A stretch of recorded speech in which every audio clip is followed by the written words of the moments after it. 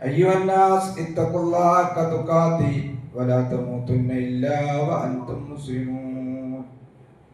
أعوذ بالله من الشيطان الرجيم. بسم الله الرحمن الرحيم. وإن كان ذو عسرة فنظرة إلى ميسرة وأن تصدقوا خير لكم إن كنتم تعلمون. ബഹുമാന്യരായ സത്യവിശ്വാസികളെ, സത്യവിശ്വാസികളെ, പരമദയാലുവായ പടച്ചവന്റെ ആജ്ഞാനിർദ്ദേശങ്ങൾ ജീവിതത്തിന്റെ നിഖില മേഖലകളിലും കഴിവിന്റെ പരമാവധി പാലിച്ചുകൊണ്ട് അള്ളാഹുവിനെ ഭയപ്പെട്ടുകൊണ്ട് നല്ല വിശ്വാസികളായിക്കൊണ്ട് ജീവിക്കണമേ എന്ന് ആമുഖമായി ഉണർത്തുകയാണ്, വസീയത്ത് ചെയ്യുകയാണ്. സർവശക്തനായ റബ്ബ് അവന്റെ യഥാർത്ഥ ദാസന്മാരായി ജീവിച്ച് മരിക്കാൻ അള്ളാഹു നമുക്കൊക്കെ തൗഫീഖ് നൽകി അനുഗ്രഹിക്കുമാറാകട്ടെ. സമൂഹത്തിൽ ഇടകലർന്ന് ഇടപെട്ടുകൊണ്ട് ജീവിക്കുന്ന മനുഷ്യൻ പല നിലക്കും പല ആളുകളുമായി നമ്മളൊക്കെ ബന്ധപ്പെടാറുണ്ട്. സ്വാഭാവികമായും നമ്മൾ ഇടപെടുന്ന ആളുകളുമായി നമ്മൾ സംസാരിക്കുകയും പ്രവർത്തനങ്ങളിൽ ഏർപ്പെടുകയും സാമ്പത്തികമായ ഇടപാടുകളിൽ ഏർപ്പെടുകയും ചെയ്യുക എന്നുള്ളത് സ്വാഭാവികമായും ഉണ്ടാകാവുന്ന ഒരു സംഗതിയാണ്.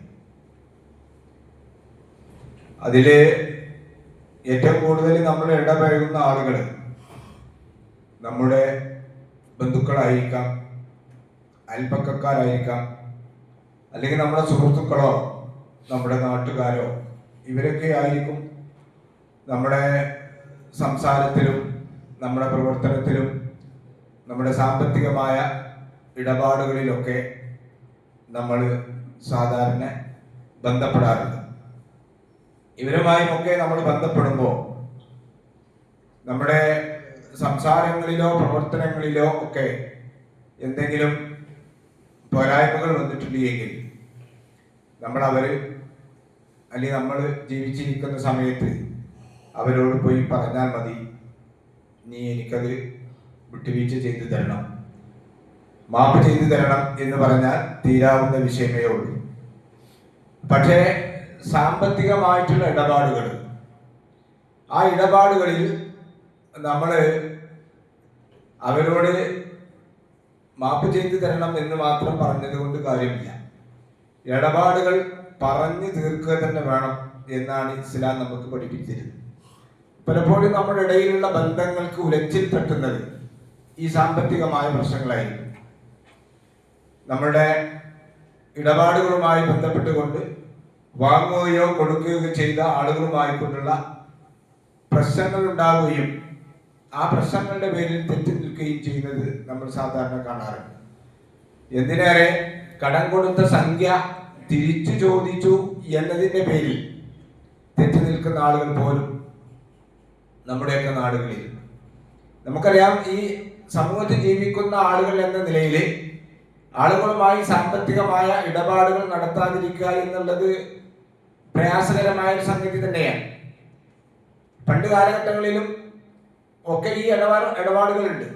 വായ്പ കൊടുക്കുക, കടം കൊടുക്കുക, ഇതൊക്കെ ഒരു മനുഷ്യപ്പറ്റുള്ള മനുഷ്യന്മാർക്ക് ചെയ്യാവുന്ന സംഗതി തന്നെയാണ്, പുണ്യകരമായ കാര്യം തന്നെയാണ്. പണ്ട് കാലഘട്ടങ്ങളിലൊക്കെ നമ്മുടെയൊക്കെ കുട്ടിക്കാലത്ത് നമുക്കറിയാം, ആളുകൾ പൈസ വാങ്ങുന്നതിനേക്കാൾ കൂടുതൽ വായ്പയും കടവും വാങ്ങിയിരുന്നത് സാധനങ്ങളായിരുന്നു. നമ്മുടെയൊക്കെ വീടുകളിൽ പഴയ ആളുകൾക്ക് ഓർമ്മ ഉണ്ടാവും, വീട്ടിൽ ചിലപ്പോൾ അരി ഉണ്ടാവില്ല. അപ്പോൾ നായി അരിക്ക് വേണ്ടി തൊട്ടടുത്ത അയൽപ്പക്കാരൻ്റെ വീട്ടിലേക്ക് ഓടും. അല്ലെങ്കിൽ ചിലപ്പോൾ പഞ്ചസാര ഉണ്ടാവില്ല, അല്ലെങ്കിൽ ചായപ്പൊടി ഉണ്ടാവില്ല, ഉപ്പുണ്ടാവില്ല. ഇതൊക്കെ നമ്മുടെ തൊട്ടടുത്ത അയൽപ്പക്കാരടുത്ത് നിന്ന് വാങ്ങുക എന്ന് പറയുമ്പോൾ അതൊരു വിഷയമല്ല, കാര്യമായിരുന്നില്ല. ആളുകൾ കൊടുക്കും ചെയ്യും, നമ്മൾ വാങ്ങും ചെയ്യും. കാരണം യഥേഷ്ടം സാധനങ്ങളില്ലാത്ത ഒരു കാലഘട്ടത്തിൽ ജീവിച്ച ആളുകൾക്ക് അറിയാൻ പറ്റും. ഇങ്ങനെ ഒരു കാലഘട്ടം കഴിഞ്ഞു. പിന്നീട് ഈ സാധനങ്ങൾ പരസ്പരം അങ്ങോട്ടും ഇങ്ങോട്ടും വായ്പ വാങ്ങുക, കടം വാങ്ങുന്ന ആ ഏർപ്പാട് ഒഴിവായി പൈസ വാങ്ങുന്ന ഒരു സ്വഭാവത്തിലേക്ക് എത്തി. പണ്ട് കാലഘട്ടങ്ങളിൽ എന്നുണ്ട് ഈ കടം വാങ്ങില്ല. മനുഷ്യരുണ്ടോ അന്ന് ആ കാലഘട്ടം മുതലുള്ള സംഗതിയാണ് വായ്പ വാങ്ങുക, കടം വാങ്ങുക എന്നുള്ളത്. ഈ കടം വാങ്ങുമ്പോഴും വായ്പ വാങ്ങുമ്പോഴും ഒക്കെ നമ്മൾ ശ്രദ്ധിക്കേണ്ടുന്ന സംഗതി, ഈ സാധനങ്ങൾ വാങ്ങുന്നതിന് പകരമായി പിന്നീട് പണം വാങ്ങാൻ തുടങ്ങി. ഈ പണം വാങ്ങുമ്പോൾ നമ്മൾ ശ്രദ്ധിക്കേണ്ടുന്ന സംഗതി, ചിലപ്പോൾ വ്യക്തികളിൽ നിന്നായിരിക്കും കടം വാങ്ങുന്നത്. ചിലപ്പോൾ ഇന്നൊക്കെ നമുക്കറിയാം ഈ ഫിനാൻസ് കമ്പനികൾ ഇഷ്ടംമാതിരി നമ്മുടെയൊക്കെ നാടുകളിലുണ്ട്. ഫിനാൻസിന് ഏജൻസികളുണ്ട്, അതുപോലെ തന്നെ ബാങ്കുകളുണ്ട്. എന്തിനേറെ ലോക രാജ്യങ്ങൾക്ക് കടം കൊടുക്കാൻ വരെ ലോക ബാങ്കുകൾ ഇന്ന് ലോകത്തുണ്ട് എന്നുള്ളതാണ്. ദരിദ്രന്മാരായ രാജ്യങ്ങൾക്ക് പൈസ കടം കൊടുക്കാൻ ലോക ബാങ്കുണ്ട്. അപ്പൊ ഈ സമ്പന്നന്മാരായിട്ടുള്ള ആളുകൾ സമ്പന്നതയിൽ നിൽക്കുകയും പാവപ്പെട്ട മനുഷ്യന്മാർ എന്നും പാവപ്പെട്ടവരായി തീരുകയും ചെയ്യുന്ന പലിശയിൽ അധിഷ്ഠിതമായ വായ്പാ സമ്പ്രദായമാണ് ബാങ്കുകളിലുള്ളത് എന്ന് നമുക്കൊക്കെ അറിയാവുന്ന സംഗതിയാണ്. അതുകൊണ്ട് തന്നെ എൻ്റെ പ്രിയപ്പെട്ട സഹോദരന്മാരെ, സഹോദരികളെ, കടം വാങ്ങുക എന്നുള്ള വിഷയം അതീവ ഗൗരവത്തോടു കൂടിയാണ് ഇസ്ലാം കാണുന്നത്. അത്ര നിസ്സാരമായ സംഗതിയല്ല. ഒരു വിശ്വാസിയെ സംബന്ധിച്ചിടത്തോളം അവൻ 2-3 പ്രാവശ്യം ആലോചിച്ചതിന് ശേഷമേ വ്യക്തികളിൽ നിന്നാണെങ്കിലും ഇനി ബാങ്കുകളിൽ നിന്നാണെങ്കിലും മറ്റുള്ള സ്ഥലങ്ങളിൽ നിന്നാണെങ്കിലും അവൻ കടമെടുക്കാൻ പാടുള്ളൂ എന്നാണ് ഇസ്ലാം പഠിപ്പിച്ചിരുന്നത്. ആവശ്യത്തിന് കടമെടുക്കുന്ന ആളുകളുണ്ട്, അത്യാവശ്യത്തിന് വേണ്ടി കടമെടുക്കുന്ന ആളുകളുണ്ട്, അനാവശ്യത്തിന് വേണ്ടി കടമെടുക്കുന്ന ആളുകളുണ്ട്. പൊതുവെ മനുഷ്യന്റെ സ്വഭാവം എങ്ങനെയാണ്? പക്ഷെ ഇസ്ലാം വളരെ കണിശമായി വളരെ ഗൗരവത്തിലാണ് ഈ വിഷയം കൈകാര്യം ചെയ്തത് എന്ന് നമ്മൾ മനസ്സിലാക്കാൻ പ്രയാസമില്ല. കാരണം എന്താ? കടം വാങ്ങാൻ എളുപ്പമാണ്, പക്ഷെ അത് കടം വീട്ടാൻ വളരെ പ്രയാസമായിരിക്കും. നമ്മുടെ അനുഭവങ്ങൾ നമ്മൾ അങ്ങനെ പഠിപ്പിക്കുന്നത്. കടം വാങ്ങാൻ ഇഷ്ടംപോലെ ആളുകൾ കടം തരാൻ ബാങ്കുകളോ അല്ലെങ്കിൽ മറ്റ് ധനകാര്യ സ്ഥാപനങ്ങളോ നമ്മുടെയൊക്കെ നാടുകളിൽ ഇഷ്ടംമാതിരിയുണ്ട്. അപ്പൊ അവർ കടം തരാൻ തയ്യാറാണ്. പക്ഷെ അത് വീട്ടുക എന്ന് പറയുമ്പോൾ വളരെ പ്രയാസകരമായിരിക്കും എന്ന് നമ്മൾ മനസ്സിലാക്കുക. അതിന് നമ്മൾ വളരെയധികം നെട്ടോട്ടം ഓടേണ്ടി വരും. അതിന്റെ ഫലമായി കൊണ്ടാണ് നമ്മുടെയൊക്കെ നാടുകളിൽ നമ്മൾ കാണുന്നുണ്ട്, ആളുകൾ ഇഷ്ടംപോലെ കടം വാങ്ങി അവസാനം ഇത് ബാങ്കിലാകുമ്പോൾ സ്വാഭാവികമായും എന്ത് വേണ്ടി വരും? ഈട് വേണ്ടി വരും. ഈടില്ലാതെ ഒരാൾക്കും കടം കൊടുക്കൂല ബാങ്ക്. അപ്പൊ ഈട് വെക്കും. ആ ഈട് സമയത്തിന് പണം അടക്കാൻ കഴിയാഞ്ഞാൽ സ്വാഭാവികമായും അതിന്റെ കാലാവധി കഴിഞ്ഞിട്ടുണ്ടെങ്കിൽ ജപ്തി നോട്ടീസ് വരും. അത് നമ്മൾ ആഭരണമാണെങ്കിലും നമ്മുടെ വീടാണെങ്കിലും നമ്മുടെ സ്ഥലമാണെങ്കിലും എന്തെങ്കിലും ഒന്ന് ഈട് വെക്കാതെ ബാങ്കിൽ നിന്ന് ലോൺ കിട്ടൂല, കടം കിട്ടൂല. അപ്പൊ ഇത് നമ്മൾ മനസ്സിലാക്കേണ്ടത് അവസാനം എന്താണ്? പലപ്പോഴും ആളുകൾ കടം വീട്ടാൻ യാതൊരു മാർഗവും ഇല്ലാതെ ചിലപ്പോൾ ആത്മഹത്യ ചെയ്യും, ചിലപ്പോൾ കുടുംബത്തോടു കൂടി ആത്മഹത്യ ചെയ്യും. നമ്മൾ പത്രങ്ങളിലൊക്കെ വായിക്കുന്നതാണ്. കടം കൊണ്ട് കുടുംബ മനുഷ്യന്മാർ.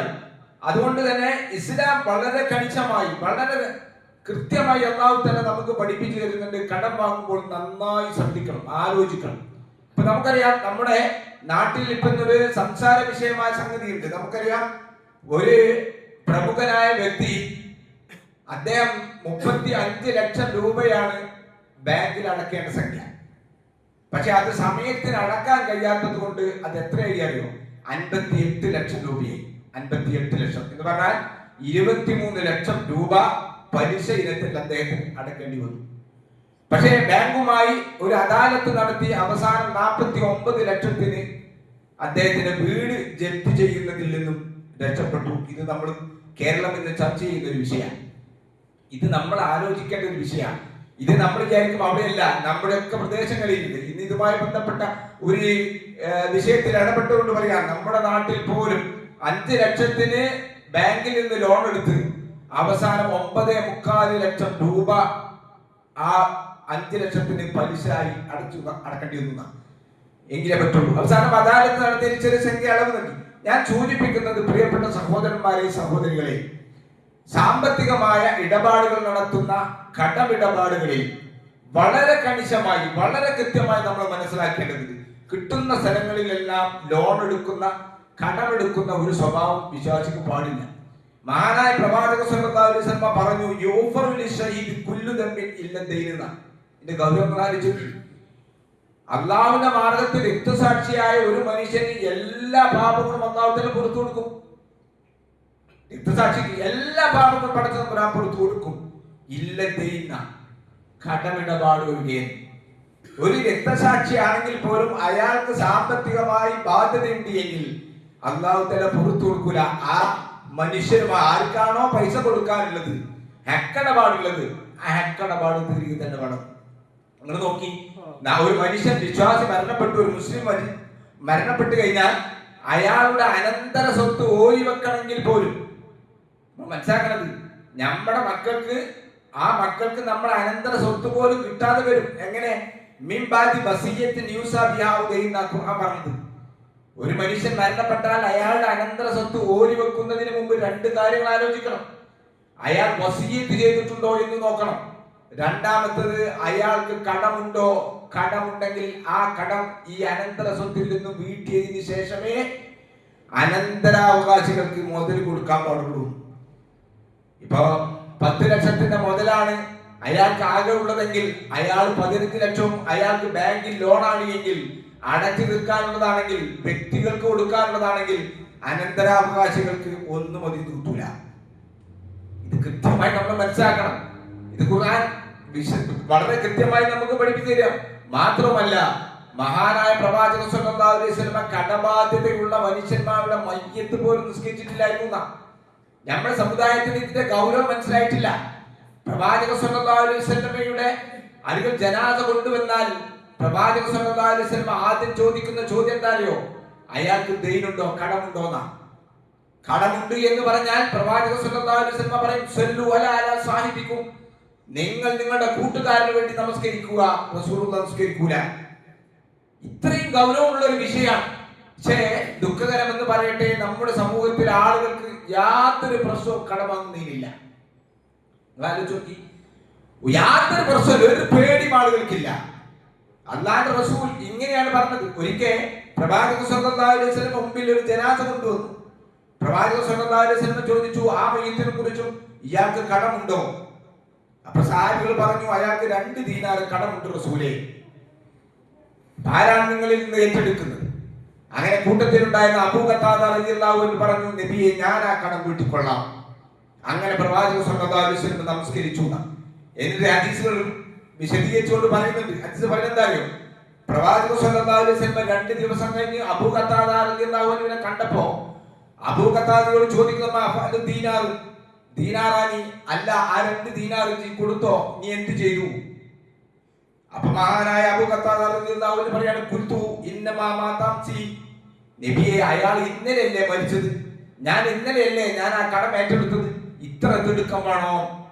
നിങ്ങൾ ആലോചിച്ച് നോക്കി. നമ്മുടെ പല ആളുകളും, നമ്മുടെ കൂട്ടത്തിലുള്ള പല ആളുകളും ചില ആളുകളുടെ ജനാസ നമസ്കരിക്കുമ്പോൾ കടബാധ്യത ഏറ്റെടുക്കാറുണ്ട്.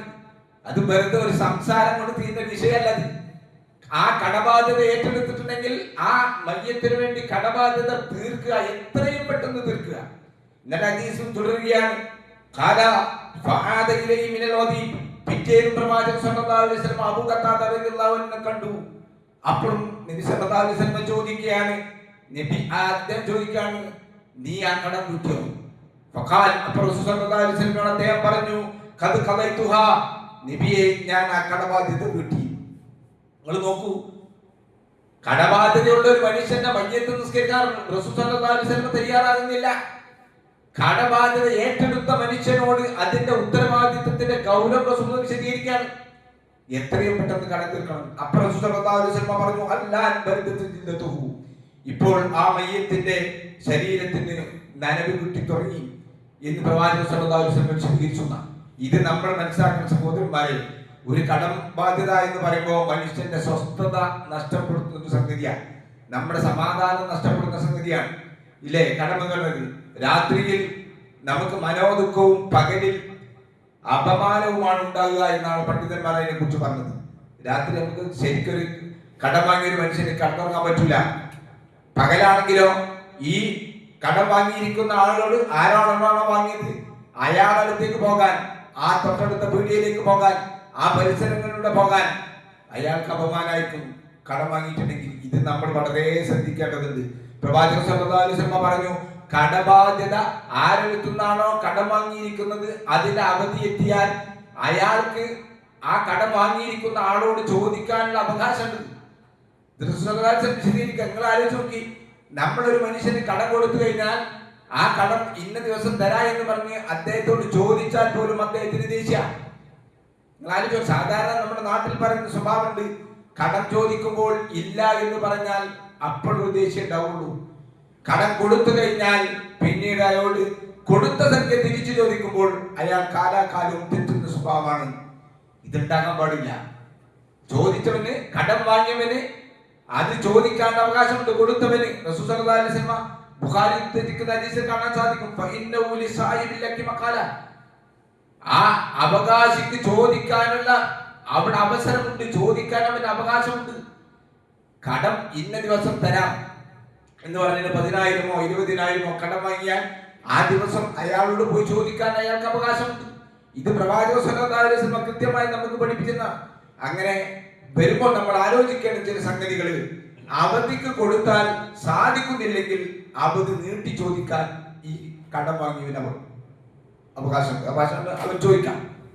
അപ്പൊ പറഞ്ഞ ഡേറ്റിൽ സംഖ്യ കൊടുക്കാൻ കഴിഞ്ഞില്ല, അപ്പൊ വന്നിട്ട് പറയണം, ഇന്ന ദിവസം തരാമെന്നാണ് നമ്മൾ പറഞ്ഞതിന്റെ കരാറ്, പക്ഷെ എനിക്ക് തരാൻ കഴിയില്ല, ഇത് കുറച്ച് ദിവസം കൂടി നീട്ടിക്കൊണ്ട. ഇത് നമ്മൾ അല്ലാതെ അവനെ മാറി നടക്കുകയോ അവനോട് കളവ് പറഞ്ഞ് രക്ഷപ്പെടുകയോ ചെയ്യുന്ന സ്വഭാവം ഉണ്ടാകാൻ പാടില്ല. ഇത് പ്രവാചകൻ സല്ലല്ലാഹു അലൈഹി വസല്ലം കൃത്യമായി പഠിപ്പിക്കുക. ഞാൻ ഓതിയ ആയത്തും അല്ലാഹു തആല അതാ സൂചിപ്പിക്കുന്നത്. കടം വാങ്ങിയിട്ടുണ്ടെങ്കിൽ ആ കടം വാങ്ങിയിരിക്കുന്ന ആളുകൾക്ക് നീട്ടിക്കൊടുക്കുക എന്ന് പറയുന്നത് നല്ല കാര്യമാണ്. ചിലപ്പോൾ അങ്ങനെയൊക്കെ ഉണ്ടാവും, അയാൾക്ക് ഉദ്ദേശിച്ച സമയത്ത് തിരിച്ചു തരാൻ സാധിച്ചിട്ടില്ല എങ്കിൽ സൂറത്ത് അൽ-ബഖറയിലെ 280-ാമത്തെ വചനം അത് കൃത്യമായി പറയാണ്. ഒരാൾക്ക് പ്രയാസം ഉണ്ടായിട്ടുണ്ടെങ്കിൽ കടം വാങ്ങിയ ആൾക്ക് അങ്ങനെയെങ്കിൽ അയാൾക്ക് നീ ഇട കൊടുക്കണം, ആശ്വാസമായി നീ ഇട നൽകണം. ആയിക്കോട്ടെ, അടുത്ത മാസം 15-ാം തീയതി തരാന്നാ പറഞ്ഞെങ്കിൽ അന്ന് തരാൻ പറ്റില്ല, 15-ൽ നിന്ന് 30-ാം തീയതി ഞാൻ നീട്ടിത്തരും എന്ന് പറയാം. അങ്ങനെ പറയണം.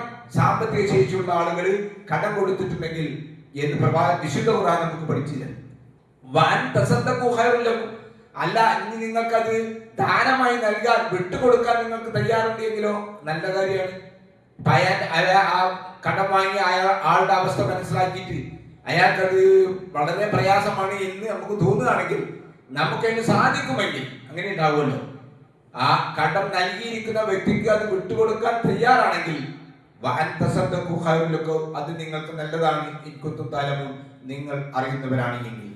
പ്രിയപ്പെട്ട സഹോദരന്മാരെ, സഹോദരികളെ, നമ്മൾ മനസ്സിലാക്കുക, ഒരു മനുഷ്യന് എങ്ങനെയെങ്കിലും ഞെരുക്കം ഉണ്ടാവുമ്പോൾ ഞെരുക്കലല്ല, അതാണ് ബാങ്കുകാർ ചെയ്യുന്നത്. ബാങ്കുകാർ ചെയ്യുന്നത് അതാ. പലപ്പോഴും നമ്മള് നാട്ടിൽ ഈ വായ്പാ സമ്പ്രദായവും കടസമ്പ്രദായവും ഒക്കെ ഇങ്ങനെ ഒഴിഞ്ഞു പോവുക, അല്ലാതെ പോവുക. അതിന്റെ ഒരു കാരണം എന്താണ്? വായ്പ വാങ്ങിയ ആളുകൾ കൃത്യമായി കൊടുക്കൂല. അതാണ് പ്രശ്നം. വായ്പ വാങ്ങിയ ആൾ കൃത്യമായി കൊടുക്കുന്നെങ്കിൽ വളരെ ആളുകൾ, എനിക്കറിയാം, പല വ്യക്തികളും കൃത്യമായി കടം കൊടുക്കുന്ന ആളുകളുണ്ട്, തിരിച്ചു വാങ്ങുന്ന ആളുകളുണ്ട്. അത് നല്ലൊരു കാര്യമാണ്, സഹായമാണത്, അതൊരു പുണ്യകരമായ സംഗതിയാണ്. ഒരു മനുഷ്യന് പ്രയാസമുണ്ട് എങ്കിൽ നമ്മൾ ഇളവ് കൊടുക്കണം. റസൂൽ സല്ലല്ലാഹു അലൈഹി വസല്ലം പറയുന്ന ഹദീസിൽ മൻ സറഹു അൻ യുൻജിയല്ലാഹു ഫി മിൻ ഖുറബി യൗമിൽ ഖിയാമ, ഖിയാമത്ത് നാളിൽ ഉള്ള പ്രയാസങ്ങളിൽ നിന്നും ഒരു മനുഷ്യൻ രക്ഷപ്പെടണമെന്ന് ആരെങ്കിലും അതിൽ സന്തോഷിക്കുന്നുവെങ്കിൽ ഒരു പ്രയാസമുള്ള ആൾക്ക്, ഞെരുക്കമുള്ള ആള്, നമ്മളിൽ നിന്ന് വായ്പ വാങ്ങി അല്ലെങ്കിൽ വേറെ എന്തെങ്കിലും ഞെരുക്കമുള്ള ആൾക്ക് അയാൾക്ക് നിങ്ങൾ ആശ്വാസം നൽകണം. അല്ലെങ്കിൽ നിങ്ങൾ അവന് വിട്ടുകൊടുക്കുകയും ചെയ്യണം. ഇമാം ബുഖാരി, മുസ്ലിം റിപ്പോർട്ട് ചെയ്ത ഹദീസാണ്. ഇത് നമ്മൾ മനസ്സിലാക്കുക. ഈ സാമ്പത്തിക രംഗത്ത് നമ്മൾ ഒന്നുകൂടി നമ്മുടെ സമുദായം ഉഷാറായി പ്രവർത്തിക്കേണ്ടതുണ്ട്. കിട്ടുന്ന സ്ഥലങ്ങളിൽ നിന്നെല്ലാം കടം വാങ്ങി അവസാനം ഒരു കടക്കാരനായിക്കൊണ്ട് മരിച്ചു പോകുന്ന ഒരു സാഹചര്യം ഒരിക്കലും ഉണ്ടാകാൻ പാടില്ല. ഞാൻ പറഞ്ഞല്ലോ, ഈ കടബാധ്യതയുള്ള ആളുകൾക്ക് ആശ്വാസം നൽകുക, അതുപോലെ തന്നെ കടബാധ്യതയുള്ള മനുഷ്യന് സക്കാത്തിന്റെ ഫണ്ട് വരെ കൊടുക്കാൻ വിശുദ്ധ ഖുർആൻ പറഞ്ഞത്. ഇന്നമ സദഖാത്തു ലിൽ ഫുഖറാഇ വൽ മസാകിൻ പറയുന്ന ആയത്തിൽ അല്ലാഹു തആല പറയുന്നത് കടബാധ്യത ഉള്ള ഒരു മനുഷ്യന് സക്കാത്തിന്റെ വീതം വരെ കൊടുക്കാത്ത. ഇത് ഖുർആൻ വളരെ കൃത്യമായി നമുക്ക് പഠിപ്പിച്ചു തരുന്ന സംഗതിയാണ്. അതുകൊണ്ട് കടം വാങ്ങുമ്പോൾ നമ്മൾ മനസ്സിലുണ്ടാകേണ്ട ചില സംഗതി എന്താ അറിയോ? അതെ, വീട്ടണം എന്ന നിയ്യത്തോടു കൂടിയാണ് നമ്മൾ വാങ്ങേണ്ടത്. ഓനെ പറ്റിക്കണം, ഓനെ നമ്മൾ ശരിയാക്കി കൊടുക്കാം എന്ന വിചാരത്തോടു കൂടി നമ്മൾ ചെയ്യാൻ പാടില്ല. അത് നമ്മൾ കൃത്യമായി ശ്രദ്ധിക്കാം. നമുക്ക് മുസ്ലിം എന്ന നിലയ്ക്ക് നമുക്ക് നല്ല ഒരു അവബോധം കടത്തപ്പെട്ടിട്ടാണ്. കാണുന്ന കടകളിൽ നിന്നൊക്കെ നമ്മൾ സാധനങ്ങൾ വാങ്ങുക, എന്നിട്ട് കൊടുക്കാതെക്കുക. കാണുന്ന പീടികയിൽ നിന്നൊക്കെ ചായ കുടിക്കുക, അവിടെ നിന്ന് ഇടപാടുകൾ തീർക്കാതെക്കുക. പറ്റാവുന്ന ആളുകളിൽ നിന്നൊക്കെ 100, 200, 500, 1000 ഒക്കെ വാങ്ങുക. എന്നിട്ട് ആ കൊടുക്കണ യാതൊരു സ്വഭാവമില്ലാതെ എത്ര കൊടുക്കാനുള്ളത് എന്നുള്ള യാതൊരു കണക്കുമില്ലാതെ നമ്മൾ മരിച്ചു പോകാൻ പാടില്ല സഹോദരന്മാരെ. കൃത്യമായി നമ്മൾ മനസ്സിലാക്കും. നമുക്ക് സാമ്പത്തികമായ ഒരു അച്ചടക്കം, കൃത്യമായ ഒരു വിശ്വാസം ഉണ്ടാകണം. നമ്മൾ എല്ലാ സ്ഥലങ്ങളിലും പോയി ചായ കുടിക്കുക, എല്ലാ സ്ഥലങ്ങളിലും പോയി ചായ കുടിക്കുന്നതല്ലേ ഞാൻ പറഞ്ഞത്. അവിടെ പൈസ കൊടുക്കാതെ അല്ലേ ചില പറ്റ് നടത്തുന്ന പീഡിയയിലൊക്കെ ചില കച്ചവടക്കാരൊക്കെ അവരുടെ പറ്റ് പുസ്തകം കത്തിച്ച ചരിത്രമൊക്കെ നമ്മൾ കേട്ടിട്ടുണ്ട്. കാരണം ആൾക്കാർ കൊടുക്കൂല. 1000, 10,000, ലക്ഷം ഒക്കെ ആളുകൾക്ക് കിട്ടാണ്ട് നാട്ടിന്ന്. നമ്മളെപ്പോലുള്ള ഈ ഒരു നാട്ടിൽ ജീവിക്കുമ്പോൾ പുറം നാട്ടുകാരല്ലോ കൊടുക്കണ്ടാവുക. ആ നാട്ടിലുള്ള മനുഷ്യന്മാരാണ്, ആ മനുഷ്യന്റെ സുഹൃത്തുക്കളാണ്, ആ മനുഷ്യന്റെ നാട്ടുകാരാണ് കൊടുക്കാനുള്ളത്. കൊടുക്കാതെ ഇങ്ങനെ ജീവിക്കാൻ പറഞ്ഞിട്ട് നമ്മളെ നിസ്കാരം കൊണ്ട് മാത്രം കഴിച്ചിടാവില്ല. നമ്മൾ മനസ്സിലാക്കേണ്ട സംഗതിയാ.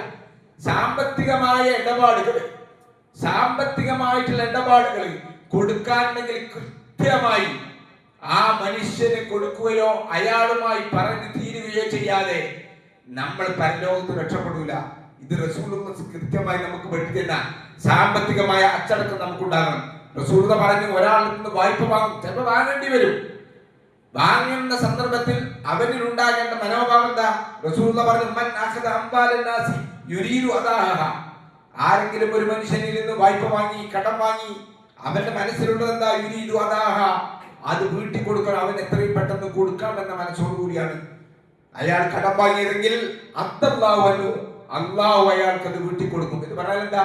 അള്ളാഹു കൊണ്ടൊന്ന് നോട്ട് കൊടുക്കും നല്ല അർത്ഥം. അള്ളാഹു അത് വീട്ടിൽ കൊടുക്കാനുള്ള സാഹചര്യങ്ങൾ ആ മനുഷ്യൻ ഉണ്ടാക്കി കൊടുക്കും. എന്നാൽ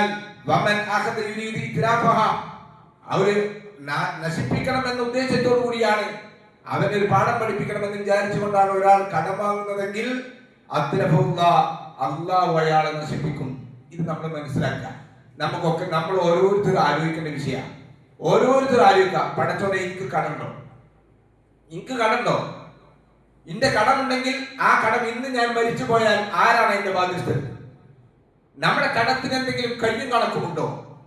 ഇത് കൃത്യമായ ഒരു ബോധം നമ്മളിൽ ഉണ്ടാകേണ്ടതുണ്ട്.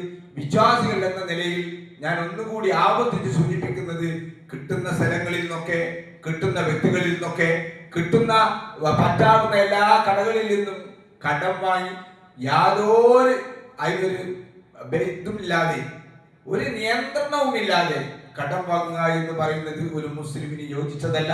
അങ്ങനെ പരമാവധി അത്യാവശ്യങ്ങൾക്കല്ലാതെ കടം വാങ്ങാതെ നല്ല ഒരു മരണം നമുക്ക് ലഭിക്കണമെങ്കിൽ, നമ്മൾ പരലോകത്തെ രക്ഷപ്പെടണമെങ്കിൽ കടബാധ്യതകൾ ഇല്ലാതെ മരിക്കാൻ വേണ്ടി നമ്മൾ ശ്രമിക്കുക. അള്ളാഹു നമ്മൾ അനുഗ്രഹിക്കുമാറാകട്ടെ.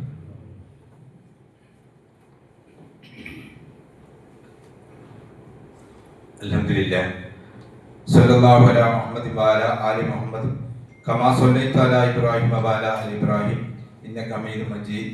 ഇത്തഖുല്ലാഹി വഅല.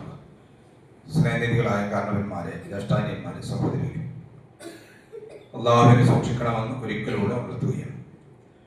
കടവുമായി ബന്ധപ്പെട്ടുകൊണ്ട് മുസ്ലിം എന്ന നിലയിൽ നമ്മൾ മനസ്സിലാക്കേണ്ടുന്ന ചില സംഗതികളാണ് നിങ്ങളുടെ മനസ്സിൽ ഇട്ടു തന്നത്. അതിൽ എണ്ണി പറയാവുന്ന ചില സംഗതി ഒന്നുകൂടി ആവർത്തിക്കുകയാണ്. ഒന്ന്, അതിൽ നമ്മൾ ശ്രദ്ധിക്കേണ്ടത്, കിട്ടുന്ന സ്ഥലങ്ങളിൽ നിന്നെല്ലാം ഒരു ലാഘവത്തോടുകൂടി കടം വാങ്ങാതിരിക്കുക. അതാണ് ഒന്നാമത് നമ്മൾ ശ്രദ്ധിക്കേണ്ടത്. കിട്ടുന്ന സ്ഥലങ്ങളിൽ നിന്നെല്ലാം വളരെ ലാഘവത്തോടുകൂടി നമ്മൾ കടം വാങ്ങാതിരിക്കുക. അത് കടകളിൽ നിന്നാകാം, വ്യക്തികളിൽ നിന്നാകാം, ബാങ്കുകളിൽ നിന്നാകാം, എവിടുന്നാണെങ്കിലും കിട്ടുമല്ലോ, അത് അത്ര ഗൗരവമല്ല എന്ന നിലയിൽ നമ്മൾ കടം വാങ്ങാതിരിക്കുക. ഒന്ന്. പിന്നെ അത്യാവശ്യങ്ങൾക്ക് മാത്രം കടം വാങ്ങുക. കടം വാങ്ങേണ്ടി വരും, മനുഷ്യരാണ്. അപ്പൊ ആവശ്യങ്ങൾക്ക് കടം വാങ്ങേണ്ടി വരും, അത്യാവശ്യങ്ങൾക്ക് കടം വാങ്ങേണ്ടി വരും, അനാവശ്യങ്ങൾക്ക് കടം വാങ്ങേണ്ടി വരും. അതാണ് ഇപ്പൊ നമ്മുടെ പൊതുസമൂഹത്തിലുള്ളത്. അത് നമ്മൾ ഒരു വിശ്വാസി എന്ന നിലയിൽ നമ്മൾ മനസ്സിലാക്കേണ്ടത് അത്യാവശ്യങ്ങൾക്ക്. ഉദാഹരണമായി, ഇപ്പൊ ഒരു വീടില്ലാത്ത ഒരു വ്യക്തി, അയാൾക്കൊരു വീട് വെക്കുക എന്നുള്ള, ചെറിയൊരു വീട് വെക്കുക എന്നുള്ളത് അയാളുടെ ഒരു ആഗ്രഹമാണ്, സ്വപ്നമാണ്, ആവശ്യം. അപ്പൊ അതിന് ചിലപ്പോൾ അയാൾക്ക് കടം വാങ്ങേണ്ടി വരും. അത് അയാൾക്ക് ചിലപ്പോൾ അത്യാവശ്യമായിട്ട് വരും. എന്നാൽ നിലവിലൊരു വീടുണ്ട്, ആ വീട് ഒന്നുകൂടി അതിന്റെ അപ്സ്റ്റെയർ 2ാം നില ഉയർത്തണം. ഭാര്യ പറഞ്ഞു, നിങ്ങൾ കണ്ടില്ലേ തൊട്ടടുത്ത പേർക്കൊക്കെ 2 നിലയാണ്, ഞമ്മക്ക് മാത്രം എന്താ 1 നില, എന്നാൽ 2ാമത്തെ നിലയും കൂടി ഉണ്ടാക്കുക എന്ന് പറഞ്ഞുകൊണ്ട് അതിന് കടം വാങ്ങുക എന്ന് പറയുമ്പോൾ അത് ആവശ്യമല്ല, അത് അത്യാവശ്യവുമല്ല, അത് അനാവശ്യമാണ്. ഇത് നമ്മൾ ശ്രദ്ധിക്കണം. വീട്ടിലൊരു ഫ്രിഡ്ജുണ്ട്, അത് ഒറ്റ ഡോർ ഫ്രിഡ്ജാണ്. അപ്പൊ വീട്ടുകാർ പറയാണ്, കണ്ടില്ലേ തൊട്ടടുത്ത വീട്ടിലൊക്കെ 2 ഡബിൾ ഡോറാണ്, നമുക്ക് ഇങ്ങനെ വെച്ചാൽ മതിയോ, നമുക്ക് വാങ്ങണ്ടേ? അങ്ങനെ EMI വെച്ചുകൊണ്ട് നമ്മൾ കടകളിൽ നിന്നൊക്കെ ലോൺ എടുത്തുകൊണ്ട് നമ്മൾ സാധനം വാങ്ങാന്നുള്ളത് അത് അനാവശ്യമാണ്. അപ്പൊ നമ്മൾ മനസ്സിലാക്കുക, അത് ഓരോരുത്തരുടെയും വ്യക്തിപരമായ സംഗതിയാണ്. നമ്മൾ അത്യാവശ്യങ്ങൾക്കല്ലാതെ കടമെടുക്കാൻ പാടില്ല. ഒരു മുസ്ലിം കൃത്യമാണ്. അത്യാവശ്യങ്ങൾ നമ്മൾ ഓരോരുത്തരും മനസ്സിലാക്കുക. അത്യാവശ്യങ്ങളിൽ അത്യാവശ്യം. എനിക്കൊരു വാഹനമുണ്ട്, എന്റെ വാഹനം ഇപ്പോൾ മോഡലല്ല. എല്ലാവരുടെ കയ്യിലും, എന്റെ സുഹൃത്തുക്കളുടെ കയ്യിലൊക്കെ പുതിയ മോഡൽ വാഹനമാണ്. അതുകൊണ്ട് എന്ത് ചെയ്യണം? ഈ വാഹനം മാറ്റി പുതിയൊരു വാഹനം വാങ്ങണം. അതിന് പൈസ കയ്യില്ല, ഇപ്പൊ ബാങ്കിൽ നിന്ന് ലോൺ എടുക്കാം, അല്ലെങ്കിൽ നമ്മൾ EMI ചെയ്യാം. ഇത് ശരിയല്ല, ഈ മാർഗം ശരിയല്ല, അത് അത്യാവശ്യമല്ല. അത്യാവശ്യങ്ങൾക്ക് മാത്രമേ നമ്മൾ കടം വാങ്ങാൻ പാടുള്ളൂ എന്ന് സൂചിപ്പിക്കുക. മറ്റൊരു കാര്യം, കടം വാങ്ങുന്ന സാഹചര്യത്തിലും അല്ലാത്തപ്പോഴും ഒക്കെ പലിശയുമായി ബന്ധപ്പെട്ട സംഗതികൾ പരമാവധി നമ്മൾ ഒഴിഞ്ഞു നിൽക്കുക. അത്ര ഞാൻ സൂചിപ്പിക്കുന്നു. അത് ഓരോരുത്തരും വ്യക്തിപരമായ വിഷയമാണ്. നമ്മൾ ലോൺ എടുക്കേണ്ടുന്ന സന്ദർഭങ്ങളിലോ കടം വാങ്ങേണ്ടുന്ന സന്ദർഭങ്ങളിലോ പലിശയുമായി ബന്ധപ്പെട്ട് പരമാവധി, അതിനപ്പുറം വേറൊരു മാർഗവുമില്ല എങ്കിൽ മാത്രമേ. അതാ ഞാൻ സൂചിപ്പിച്ചത്, 35 ലക്ഷം രൂപ ബാങ്കിൽ അടക്കേണ്ടതിന് പകരം 58 ലക്ഷം രൂപയാണ് ബാങ്ക് ചോദിച്ചത്. നമ്മുടെ മുന്നിലുണ്ട്. ഇത് ഒരു 58 ചരിത്രമല്ല, 23 ലക്ഷം രൂപ ബാങ്കിൽ പലിശയായി കൊടുത്തു എന്നുള്ളതാണ്. അത് അദാലത്ത് നടത്തി 49 ലക്ഷത്തിലേക്ക് ചുരുങ്ങി എന്നത് മാത്രം. അവിടെ എന്നാലും പലിശ കുറയുന്നില്ല. നിങ്ങൾ ആലോചിക്കണം. അതുകൊണ്ട് വിശ്വാസികൾ എന്ന നിലയിൽ അവസാനത്തിന്റെ അവസാനമേ നമ്മൾ പലിശയുമായി ബന്ധപ്പെട്ടുകൊണ്ടുള്ള കാര്യങ്ങളിൽ കടമെടുക്കാൻ പാടുള്ളൂ എന്ന് ഞാൻ സൂചിപ്പിക്കുകയാണ്. അതുപോലെ തന്നെ നമ്മൾ മനസ്സിലാക്കേണ്ടുന്ന മറ്റൊരു സംഗതി, പലിശയുമായി ബന്ധപ്പെട്ട് ഒഴിവാക്കുക. അതുപോലെ തന്നെ കടമിടപാടുകൾ നമ്മൾ എഴുതി സൂക്ഷിക്കുക എന്നുള്ളത് ഏറ്റവും അത്യാവശ്യ സംഗതിയാണ്. നമ്മുടെ കടമിടപാടുകൾ കൃത്യമായി എഴുതി വെക്കുക. വിശുദ്ധ ഖുർആൻ സൂറത്ത് അൽ-ബഖറയിലെ 282-ാമത്തെ വചനം, വിശുദ്ധ ഖുർആനിലെ ഒരു പേജാണ് ആയത്ത്. നിങ്ങൾ കണ്ടിട്ടുണ്ടോ? ഒരു പേജ്, ഒരു ആയത്ത്, ഏറ്റവും വലിയ ആയത്താണ്. ഈ ആയത്തിൽ അള്ളാഹ് പറയുന്നത് എന്താണെന്നോ? നിങ്ങൾ നോക്കിയാൽ എന്തെല്ലാം കാര്യങ്ങൾക്ക് അള്ളാഹ് പറയാ. അള്ളാഹ് പറയുന്നത് നമ്മുടെ സാമ്പത്തികമായ ഇടപാടുകളിൽ കടം കൊടുക്കുമ്പോൾ എങ്ങനെയാണ് ഒരു വിശ്വാസിയുടെ നിലപാട്.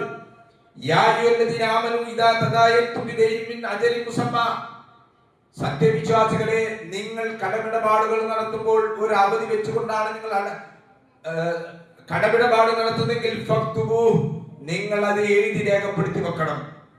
അള്ളാഹ് കൃത്യമായി പറയാം. അള്ളാഹിന്റെ വിലപ്പെട്ട വിശുദ്ധ ഖുർആനിന്റെ ഒരു പേജ് ഈ വിഷയം പറയാനാണ് അള്ളാഹ് ഉപയോഗിച്ചിരിക്കുന്നത്. വലിയൊരായത്താണത്. അള്ളാഹു തന്നെ പറഞ്ഞു, നിങ്ങൾ എഴുതുമ്പോൾ മൂന്നാമതൊരു കക്ഷി, ഒരു എഴുത്തുകാരനാണ് അത് എഴുതി സൂക്ഷിക്കേണ്ടി വരും. എന്നിട്ട് ആയത്തിൽ അള്ളാഹു തുറന്നു പറയുന്ന ഒരുപാട് കാര്യങ്ങളുണ്ട്. അവിടെ വാചകം പറഞ്ഞു കൊടുക്കേണ്ടവൻ സാമ്പത്തികമായി കടം വാങ്ങിയിരിക്കുന്ന ആളാണ്. അതുപോലെ തന്നെ സാക്ഷികൾ വേണം. 2 ആളുകൾ, പുരുഷന്മാർ സാക്ഷികളില്ല എങ്കിൽ ഒരു പുരുഷനും 2 സ്ത്രീയും സാക്ഷി നിൽക്കണം. ഈ ആയത്തിൽ അള്ളാഹു വിശദീകരിക്കുന്ന കാര്യങ്ങളാണ്. അതുപോലെ തന്നെ നിങ്ങൾ ചെറിയ ഇടപാടുകളാണെങ്കിലും വലിയ ഇടപാടുകളാണെങ്കിലും നിങ്ങൾ എഴുതി വെക്കണം. എല്ലാം അള്ളാഹു കൃത്യമായി പറയാം. എന്നിട്ട് അള്ളാഹു തന്നെ സൂചിപ്പിക്കുന്ന കാര്യങ്ങൾ എന്തിനാ അങ്ങനെ പറയുന്നത്? ആയത്തിന്റെ അവസാനത്തിന് മുമ്പ് പറയാണ്. എന്താ പറയുന്നത്? ഇത് അള്ളാഹുവിന്റെ അരികിൽ ഏറ്റവും നീതിപൂർവമായ ഒരു സംഗതിയാണ്. നമുക്കറിയാം, നമ്മുടെയൊക്കെ നാടുകളിലുണ്ട് ഇങ്ങനെ എഴുതി വെക്കാത്തത് കൊണ്ടുണ്ടാവുന്ന പ്രശ്നങ്ങൾ. ചിലപ്പോൾ നമ്മൾ 1 കൊല്ലത്തിനോ 2 കൊല്ലത്തിനോ ആയിരിക്കും. ചിലപ്പോൾ നമ്മൾ മരിച്ചിട്ടുണ്ടാവും, അല്ലെങ്കിൽ പൈസ തന്നാൾ മരിച്ചിട്ടുണ്ടാവും, അല്ലെങ്കിൽ നമ്മൾ കുറെ കാലങ്ങൾക്ക് ശേഷമായിരിക്കും ഈ ഇടപാട് തീർക്കാൻ നമുക്ക് സാധിക്കുന്നത്. അപ്പൊ എത്രയും എന്തിനെ 1 ലക്ഷം എന്നാ തോന്നുന്നത്. മറ്റോ പറയും 1 അല്ല 3 ലക്ഷം ഉൾപ്പെടെ വാങ്ങിന് സാക്ഷികളുണ്ടോ? ഒന്നുമില്ല. ഇത് വളരെ ശ്രദ്ധിക്കേണ്ട സംഗതി. അല്ല ഒരു കാര്യം നമ്മോട് പറയുമ്പോൾ നമ്മൾ പറഞ്ഞെന്തറിയോ, നിങ്ങൾ പരസ്പരം സംശയിക്കാതിരിക്കാൻ നിങ്ങൾക്ക് നല്ലതാണ്. നമ്മളെ നാട്ടിൽ ഉണ്ടായിട്ടില്ലേ? നിങ്ങൾ ആലോചിച്ച് എത്രയും വാങ്ങിയത്, വാങ്ങിയ ആൾ പറയുന്നത് ഇത്രയും, കൊടുത്ത ആൾ പറയുന്നത് ഇത്രയും, സംശയമായി. രേഖ വേണം, രേഖ വേണം. ഇത് നോക്കണം നിങ്ങൾ. എഴുത്തും വായനയും ഇത്രയൊക്കെ പ്രചരിക്കുന്ന ഒരു കാലഘട്ടത്തിന് മുമ്പ്, 14 നൂറ്റാണ്ടുകൾക്ക് മുമ്പാണ് അല്ല പറയുന്നത്, സാമ്പത്തികമായി കടമിടപാടുകൾ നടത്തുമ്പോൾ കൃത്യമായ രേഖകൾ വേണം. രേഖ വേണം എന്നാണ് ഖുർആൻ പറഞ്ഞത്. അതിന്റെ വാചകങ്ങൾ പറഞ്ഞു കൊടുക്കണം, അതിന് സാക്ഷികൾ നിൽക്കണം. വാചകങ്ങൾ പറഞ്ഞു കൊടുക്കാൻ കഴിയില്ലെങ്കിൽ പറഞ്ഞു കൊടുക്കാൻ പറ്റുന്ന ആളുകൾ വേണം എന്നെല്ലാം കൃത്യമായി നമുക്ക് പഠിപ്പിച്ചു തരുന്നത് സാമ്പത്തിക ഇടപാടിൽ വിശ്വാസികൾ പാലിക്കണം. നമ്മൾ മരിച്ചു പോയാൽ നിങ്ങൾ ആലോചിക്കി, മരിച്ചു പോയാൽ നമ്മൾ എന്തെങ്കിലും കൈ കണക്കുണ്ടോ? നമ്മൾക്ക് ആർക്കെങ്കിലും അങ്ങനെ ഒരു കണക്കുണ്ടോ? നിങ്ങൾ ആലോചിച്ചു. വേറെ വിശ്വാസികൾ വേണം. നമ്മളിപ്പോ ഇന്ന് മരിച്ചു പോയി എന്ന് വിചാരിക്കാം, ഞാൻ എത്രയാണ് കൊടുക്കാനുള്ളത്, എനിക്ക് എത്ര കിട്ടാനുള്ളത്. ചിലപ്പം എഴുതി വെച്ചിട്ടില്ല എങ്കിൽ എന്താ ഉണ്ടാകുക? പലരും വന്ന് ചോദിക്കും. എന്നിട്ട് പറയാ, ആ ബാപ്പ ഞങ്ങളോട് പറഞ്ഞിട്ടില്ലേ, ഇനി കാക്ക ഞങ്ങളോട് ഇത് പറഞ്ഞിട്ടില്ലേ. ഇനി അങ്ങനെയല്ല, വിശ്വാസികൾ കൃത്യമായി സാരികളൊക്കെ ഉദ്ധരിക്കുന്ന ഹദീസ് കാണാൻ പറ്റും. ഓരോ ദിവസവും അവർ കിടക്കുന്ന തലയണയുടെ താഴെ അവർ അവരുടെ കണക്കുകൾ എഴുതി വെച്ചിട്ട് കടന്നിരുന്നതാണ്. നമ്മളൊക്കെ മരിച്ചു പോയാൽ എന്ത് കണക്കുണ്ടോ? നമ്മൾ ആർക്കാ കൊടുക്കാനുള്ളത്, നമുക്ക് എത്ര കിട്ടാനുള്ള കണക്കുണ്ടോ? അല്ല വിശുദ്ധ ഖുർആനിൽ ഒരു പേജ് ഉപയോഗപ്പെടുത്തിനെങ്കിൽ അത് അത്രയും ഗൗരവമായിട്ട് ആയത്ത് അവസാനിക്കുന്നതാ. അല്ല നിങ്ങൾക്ക് പറഞ്ഞതൊക്കെ പഠിപ്പിച്ചു തരികയാണ്.